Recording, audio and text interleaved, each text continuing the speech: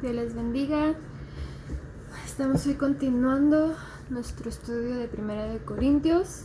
Estamos en el capítulo 7. Ayer estábamos hablando en el capítulo 6 acerca de pleitos entre los creyentes y que no debe de haber esas cosas en la iglesia, pero también empezamos a hablar de la inmoralidad sexual, así es como terminó, de que no debe de haber inmoralidad sexual, que debemos de honrar a Dios con nuestro cuerpo y que nuestro cuerpo le pertenece a Dios. Y hoy vamos a estar estudiando de lo que sí es aceptable o como debe de ser las relaciones sexuales. El capítulo 7 dice: paso ahora a los asuntos que me plantearon por escrito.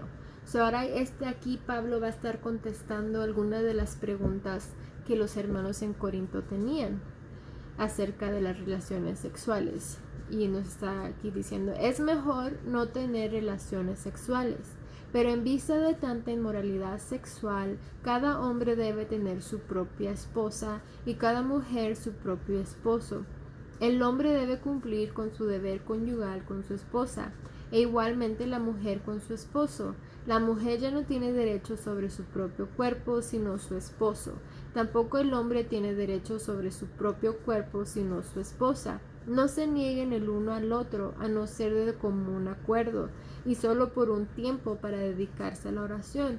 No tarden en volver a unirse nuevamente, de lo contrario pueden caer en tentación de Satanás por falta de dominio propio.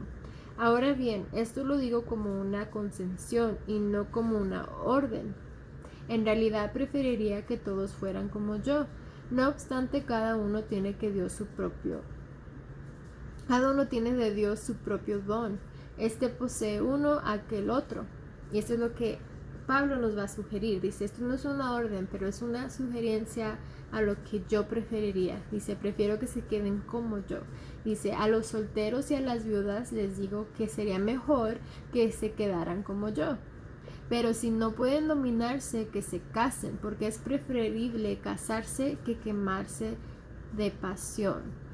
Dice, a los casados les doy la siguiente orden, no yo sino el Señor, que la mujer no se separe de su esposo, sin embargo si se separa, que no se vuelva a casar, de lo contrario que se reconcilie con su esposo, asimismo que el hombre no se divorcie de su esposa. En estos primeros versos vemos que las relaciones sexuales deben de ser entre un esposo y su esposa, para el matrimonio. Si tú no vas a ser una persona que vas a poder resistir la tentación, dice, cásate, y está bien, y es porque solamente la sexualidad debe ser en un matrimonio entre un hombre y una mujer. Pero él está diciendo, preferiría que no se casaran, pero es solo mi sugerencia. Y yo siento que en el mundo ahorita actual, o siempre me imagino, pero al menos yo que veo, sé que hay una presión en el hombre o la mujer de que deben de casarse, porque sé que mucha gente hasta hacen cosas, van a programas de televisión o a aplicaciones en el teléfono para encontrar a alguien con quien puedan casarse. Y es una presión que el mundo pone en el ser humano de que tiene que casarse. Y el matrimonio sí es muy bonito y es algo muy bueno, y que si está uno en Dios, que puede ser bendecido. Y dice, cada uno tiene un don. Unos son para casarse y otros es preferible que no. Puedes vivir una vida bien sin casarte. Y hay gente que cuando no encuentran a alguien para casarse se frustran y hacen de todo para poder encontrar a esa persona. Pero si solamente nos enfocamos en Dios, Dios nos va a dirigir, nos va a guiar a qué es lo que debemos hacer. O encontramos a esa persona con la que sabemos que podemos vivir una vida donde todavía vamos a poder servir a Dios y que Dios va a bendecir tu matrimonio. O si tú solamente enfócate en Dios y Él también te hará saber si así puedes permanecer el resto de tu vida. Aquí Pablo está diciendo que él era soltero y Y dice, yo preferiría que lo hicieran. O sea, él lo está disfrutando el no estar casado. Para él fue ese la mejor opción, el quedarse soltero y solo servir a Dios. Y también estamos leyendo que los casados, dice, les doy la siguiente orden. Yo no, sino el Señor. O sea, aquí Dios nos está diciendo que la mujer no se separe de su esposo. Dice asimismo que el hombre no se divorcie de su esposa. Y si llegan a separarse, dice, no se vuelvan a casar con alguien más. No se pueden volver a casar con alguien más. Sino más bien puedes reconciliarte con tu esposo. Y aquí nos está hablando a los creyentes, a los que quieren obedecer la palabra de Dios. Nosotros sabemos que en el mundo el divorcio sí existe y lo toman a veces muy a la ligera, se casan con uno y luego se divorcian. Pero no, a Dios no le agrada. Y Dios sí nos dice, si tú estás casado, tienes que luchar por tu matrimonio, tienes que permanecer en él. Y si tú te separas y te casas con alguien más y tienes relaciones sexuales con alguien más, eso es pecado. Y acuérdense, estamos hablando a los creyentes, a los que están sirviendo a Dios, viven su vida en Dios, aceptan su salvación y están casados. Debes de permanecer en tu matrimonio y luchar por él y trabajar en que tu matrimonio siga adelante. El verso 12 dice, a los demás les digo yo, no es mandamiento del Señor. Si algún hermano tiene una esposa que no es creyente y ella consiente en vivir con él, que no se divorcie de ella. Y si una mujer tiene un esposo que no es creyente y él consiente en vivir con ella, que no se divorcie de él. Porque el esposo no creyente ha sido santificado por la unión con su esposa y la esposa no creyente ha sido santificada por la unión con su esposo creyente. Si así no fuera, sus hijos serían impuros, mientras que de hecho son santos. Sin embargo, si el cónyuge no creyente decide separarse, no se lo impidan. En tales circunstancias, el cónyuge creyente queda sin obligación. Dios nos ha llamado a vivir en paz. ¿Cómo sabes tú, mujer, si acaso salvarás a tu esposo? ¿O cómo sabes tú, hombre, si acaso salvarás a tu esposa? Aquí leemos acerca del matrimonio que es un creyente y uno que no es creyente, uno que no quiere servir a Dios, que no busca de Dios, que no ha aceptado a Jesús como su Salvador, pero que uno sí cree en Dios y que sirve a la iglesia. Y aquí está diciendo, si tú eres creyente, tú no puedes dejar a tu esposo. Aunque tu esposo no crea en Jesús, no debes de dejarlo. Y no debes de sentirte tú mal de que tu esposo o tu esposa no sea creyente.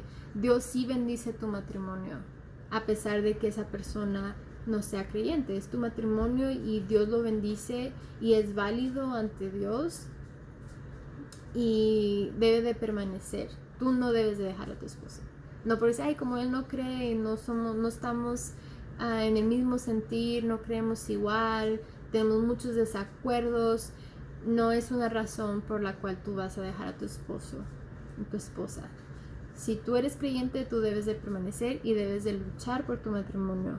Pero también leemos que dice, pero si el que no es creyente, el que no está él bajo el querer hacer la voluntad de Dios y él decide que quiere irse, se quiere separar, no te tienes que sentir tú mal de que si él se va, o sea, sentir que tú le fallaste a Dios. Él fue el que tomó la decisión de irse y dejarte, y si él no cree en Dios, si no está creyendo en la palabra de Dios, si a él no le interesa lo que a Dios le agrada o lo que no, él nomás quiere separarse y ya. Pero tú como creyente puedes sentirte, pues eso está mal delante de Dios, esto es falla, no debe de haber el divorcio o separación en el matrimonio.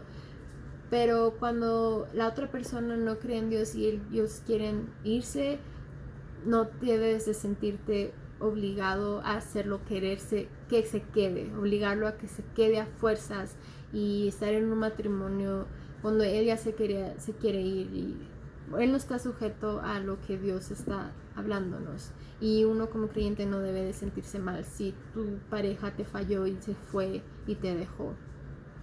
El verso 17. En cualquier caso, cada uno debe vivir conforme a la condición que el Señor le asignó y a la cual Dios lo ha llamado. Esta es la norma que establezco en todas las iglesias. ¿Fue llamado alguno estando ya circuncidado? Que no disimule su condición. ¿Fue llamado alguno sin estar circuncidado? Que no se circuncide. Para nada cuenta estar o no estar circuncidado. Lo que importa es cumplir los mandatos de Dios, que cada uno permanezca en la condición en que estaba cuando Dios lo llamó. ¿Eras esclavo cuando fuiste llamado? No te preocupes, aunque si tienes la oportunidad de conseguir tu libertad, aprovéchala, porque el que era esclavo cuando el Señor lo llamó es un liberto del Señor. Del mismo modo, el que era libre cuando fue llamado es un esclavo de Cristo. Ustedes fueron comprados por un precio. No se vuelvan esclavos de nadie. Hermanos, cada uno permanezca ante Dios en la condición en que estaba cuando Dios lo llamó.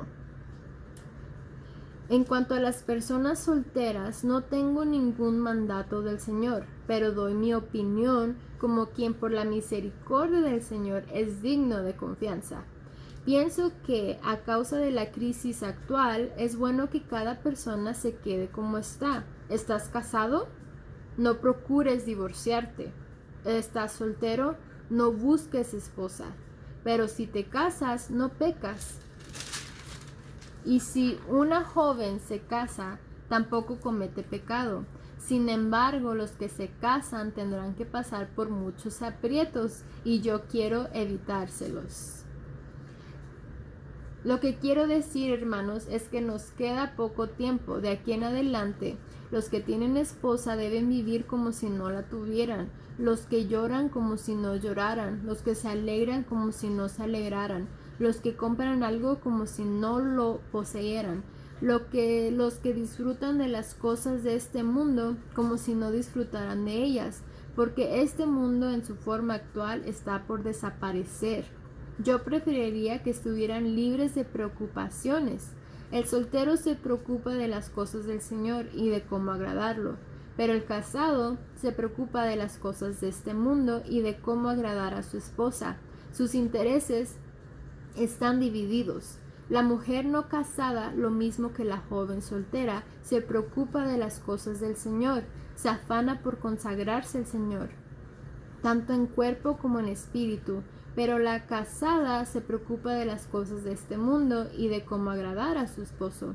Les digo esto por su propio bien, no para ponerles restricciones, sino para que vivan con decoro y plenamente dedicados al Señor. O sea, aquí leíamos que debemos de permanecer en la condición en la que estábamos cuando Jesús nos habló, cuando nosotros aceptamos a Jesús y nos dice: si estás casado, no te divorcies; si estás soltero, no busques esposa; pero si te casas, no pecas; y si la joven se casa, tampoco comete pecado. Lo que nos quiere decir aquí es de que Él no quiere, dice, si tú estás soltero, yo prefiero y te aconsejo que no te cases, porque en el matrimonio tienes que luchar para que siga bien y que siga adelante. Es convivir con una persona y siempre tienes que hacer mejorías en tu vida, hacer compromisos, y eso es todo otro estudio bíblico también. Pero sí, el matrimonio requiere más esfuerzo que solo estar soltero y poder enfocar tu vida en Dios. Cambio en el matrimonio, sí es muy importante que también cuides tu matrimonio. Pero aquí dice, pero estaría bien si ahorita actuaran como que si no tienes esposa, pero porque así puedes tú enfocar tu mirada en Dios.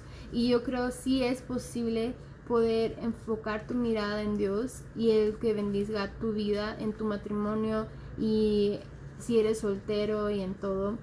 Pero es muy importante que primero lo pongamos a Dios. Pues dice, haz como que si no tienes esposa. Primero tú enfoca tu mirada en Dios. sea, todo, no tengas otras preocupaciones. Primero dice, el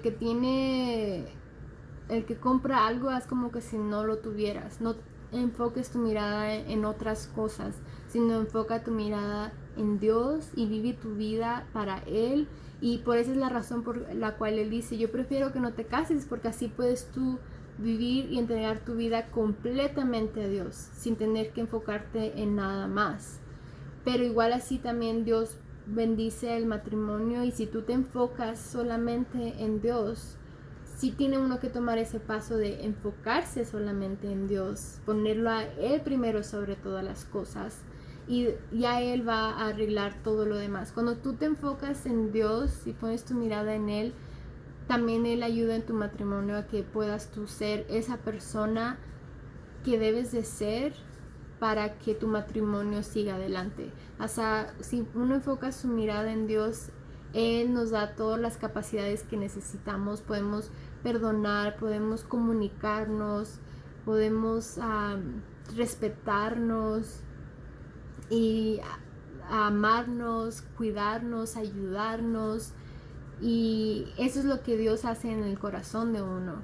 Pero a veces cuando se casa uno, tal vez se enfoca más su vida en su matrimonio y enfocarse en todo lo que tiene que ver con el matrimonio, todo lo que se tiene que hacer para que el matrimonio funcione, pero con sus propias fuerzas o su propio conocimiento.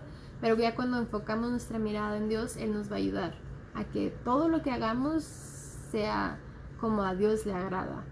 Pues dice, pero quédate como estás. Si estás casado, tienes que permanecer casado. Y si estás soltero, te recomiendo que no te cases para que puedas nomás enfocarte en Dios. Pero si te casas, está bien. Si encuentras a esa persona con la que te quieres casar, te puedes casar.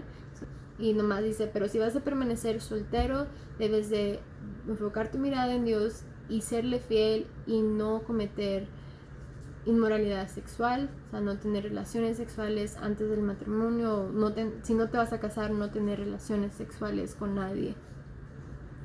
En el verso 36, si alguno piensa que no está tratando a su prometida como es debido, y ella ha llegado ya a su madurez, por lo cual él se siente obligado a casarse, que lo haga.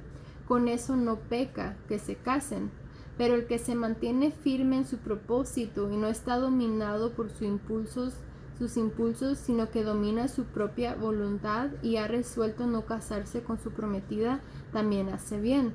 De modo que el que se casa con su prometida hace bien, pero el que no se casa hace mejor. Y esto es lo que estaba hablando de que hay presión en el mundo. Dice, cuando llegue a su madurez, por lo cual se siente obligado a casarse, que lo haga.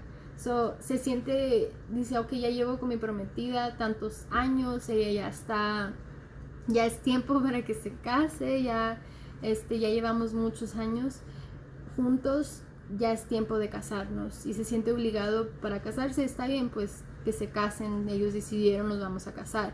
Pero si la persona mejor decide, no, pero mejor yo no me quiero casar, yo de verdad sí quiero solo enfocar mi mirada en Dios y trabajar para Él y servirlo, y yo sé que poderme mantener firme, puedo controlar mis impulsos, no voy a caer en tentación. Entonces también está bien no tener que casarse, y se tiene que respetar esa decisión. 9. La mujer está ligada a su esposo mientras él vive, pero si el esposo muere, ella queda libre para casarse con quien quiera, con tal de que sea en el Señor. En mi opinión, ella será más feliz si no se casa, y creo que yo también tengo el Espíritu de Dios. Si alguien estaba casada, una creyente está casada y su esposo muere, ella puede casarse de nuevo. No es pecado si se casa. Si habíamos hablado anteriormente en los versos antes de esto, que los que estén casados no se pueden separar, y si se casan de nuevo con alguien más, eso es pecado. Pero aquí, si tu esposo fallece o su esposa fallece, se puede casar y no va a cometer pecado. Pero otra vez Pablo nos lo dice, nos dice que es mejor que no se case, porque se puede evitar problemas. Dice, y esa es mi opinión. Él nos dice, es mi opinión que ella será más feliz si no se casa. Y creo que yo también tengo el Espíritu de Dios. Él nos está, y lo dice que se vale su opinión porque él sabe que él está sirviendo a Dios. Y ahora nosotros sabemos que es verdad que su opinión es importante, porque si no aquí no estuviera esta carta por tantos años. O sea, sabemos que Pablo es una persona en la que podemos confiar y que Dios lo usa y le da sabiduría y discernimiento para él vivir su vida y para dirigir al pueblo de Dios en lo que a Dios le agrada. Sí, eso es lo que Pablo nos está diciendo. Los que están casados, que se mantengan casados, y diferentes cosas lo pueden ir repasando de nuevo, porque sí son muchos puntos que dio aquí y lo pueden repasar, hacer notas, pero creo que sí es